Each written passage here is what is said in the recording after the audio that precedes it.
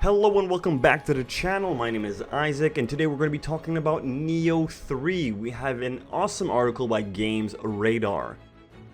If you want to hear more of my stories, be sure you drop a like, comment, and subscribe to the channel. Now without further ado, let's begin. Nioh 3 completely changes the formula, allowing me to transform from samurai to ninja with a single button press as I take on its massacre world. For those of you who are not aware, Nioh 3 was recently announced at State of Play.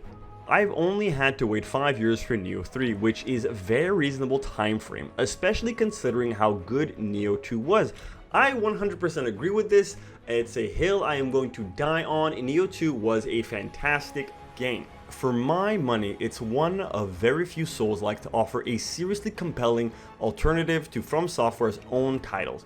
Except Ninja Gaiden creator Team Ninja haven't just been cooking this one up. It's released 3 whole other action games for consoles between, and it shows in what I've played of Nioh 3. In time since Nioh 2, Team Ninja also released Strangers of Paradise, Final Fantasy Origins, Wulong Fallen Dynasty, and Rise of the Ronin. I'm gonna be completely honest here, guys. Wulong Fallen Dynasty, very nice game, but it really felt like a filler type of game. It kind of felt like a copy-paste formula, a wannabe Nioh, but not an actual Nioh.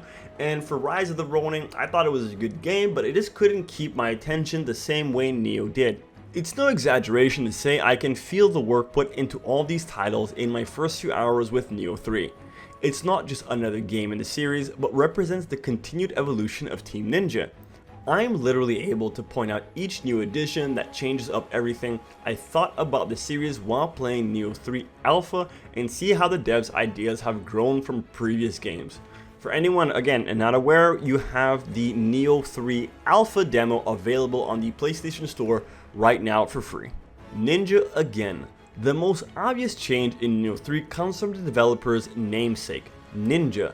Where Nioh and Nioh 2 had you walk the way of the samurai while peppering in a few ninjutsu skills here and there, Nioh 3 introduces the ability to be a ninja. It's not just a choice though, you're both samurai and ninja at once.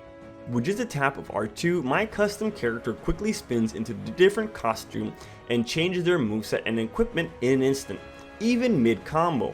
Interestingly, it's not too far from Strangers of Paradise Final Fantasy job switching system. I've never played Strangers of Paradise Final Fantasy, however I can attest to saying that the ninja to samurai switching is smooth like butter.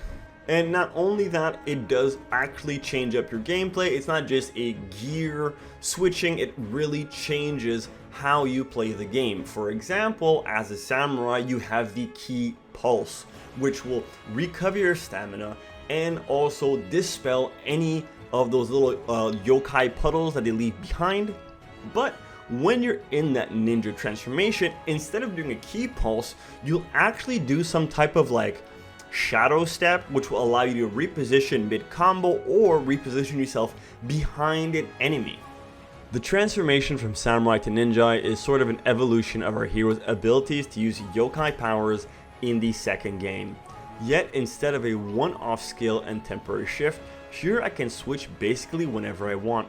Samurais play much as you'd expect from previous Nioh games, able to time a ki pulse after attacks to regain spent stamina, and able to switch stances to change attacks.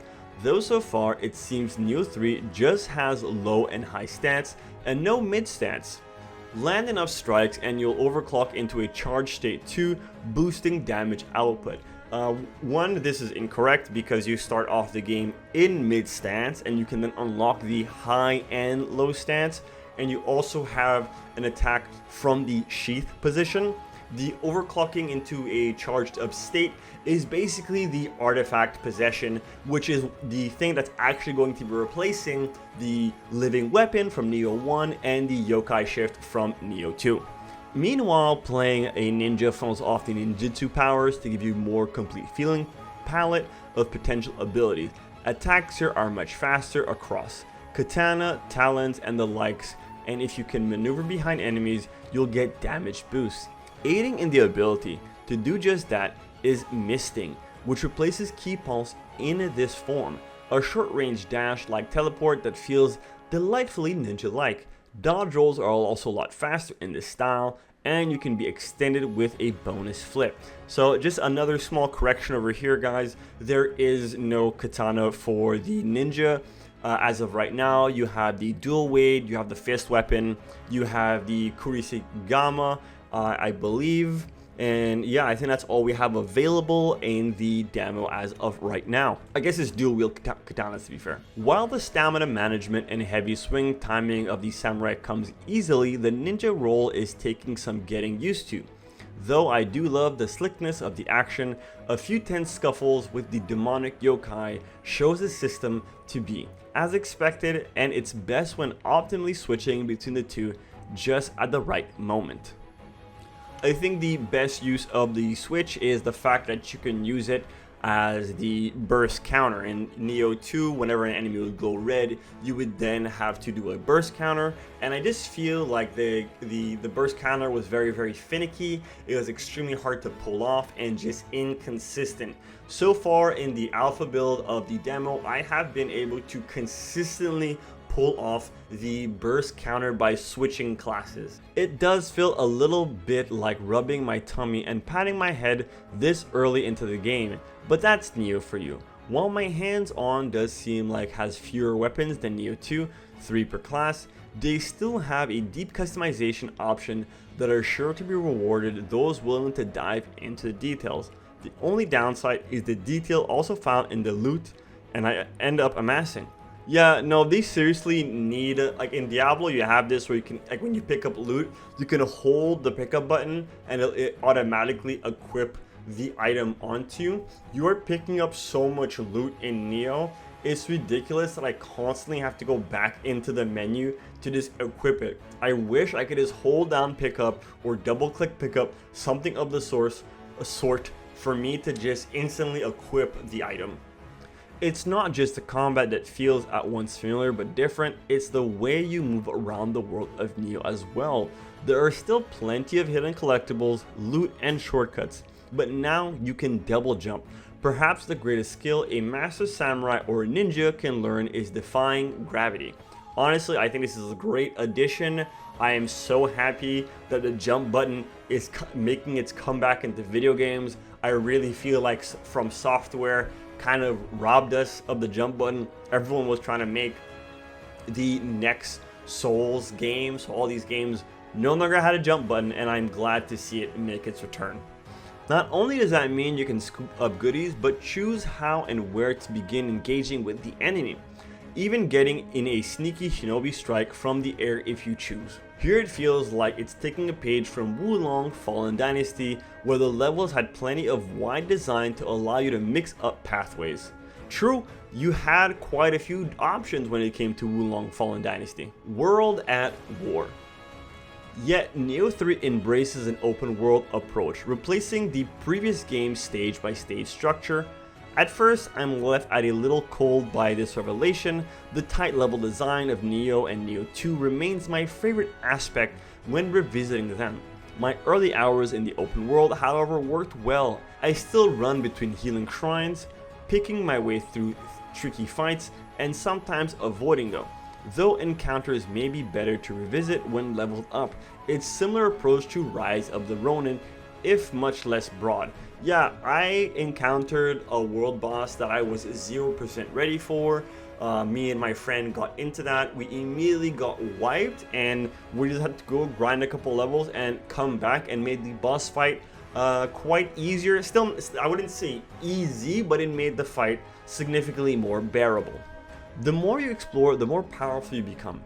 Finding chests containing loot isn't the only way, as clearing objectives from myth to enemy camps improves your exploration level, which in turn boosts your stats. Scrolls can also be found to teach new abilities and give you class specific skill points.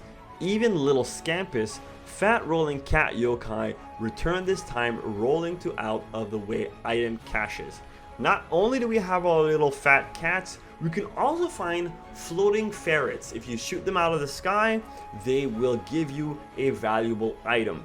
Also, speaking of the ninja and samurai locks, Once you collect one, you will automatically gain the skill point. You are no longer able to save your samurai and ninja locks like you were able to in Nioh 1 and 2.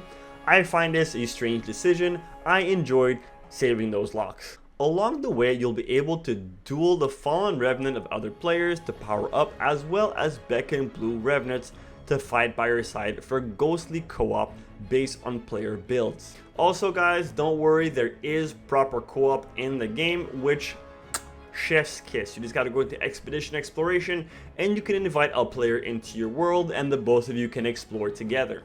The world is large but full of pockets of more traditional design too. One a ruined village feeling subtly heavy as I comb through, doubling back to open shortcuts and guiding friendly Kodama back to their shrines for bonuses. Vitally though, Nioh 3 does still have sections that feel more like the proper levels of Nioh, called Crucible. These see your characters enter a manifested slice of the demon realm, plonk down into the human world to fight through what is essentially a stage as it would appear in previous titles, albeit with greater verticality to make use of jumping. Yeah, I just feel like with the removal of the jump button, we've essentially lost a lot of verticality in games, and with the reintroduction, we have now once again gained that verticality.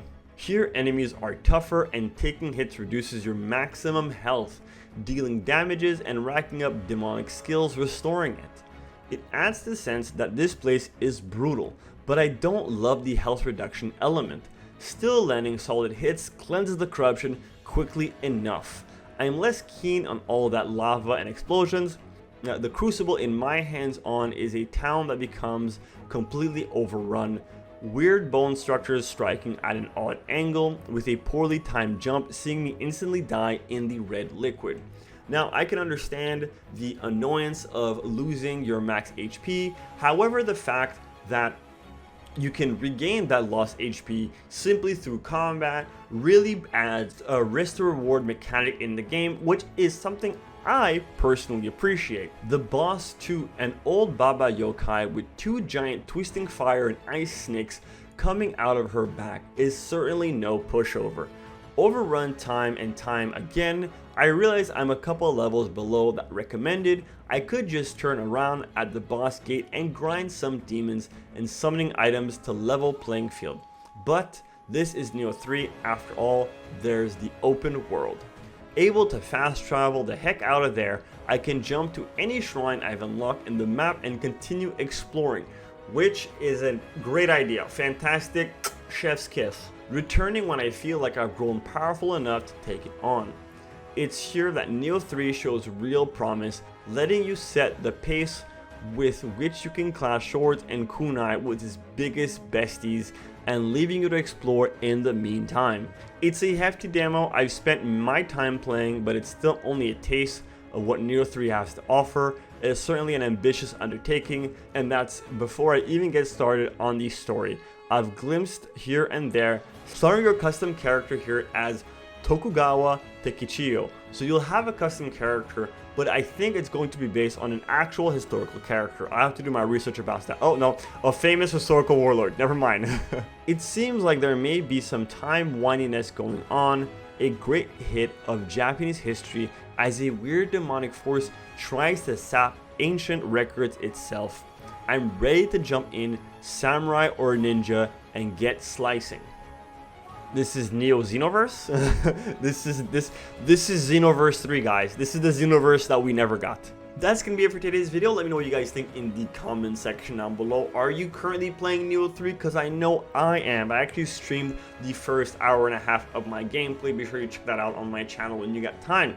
As always, thank you all so much for watching, and if you like what I'm doing, be sure to drop a like, comment, and subscribe because we're currently on the road to 1,000, and I need every single one of you to get there. My name is Isaac, and I'll see you guys next time. Peace.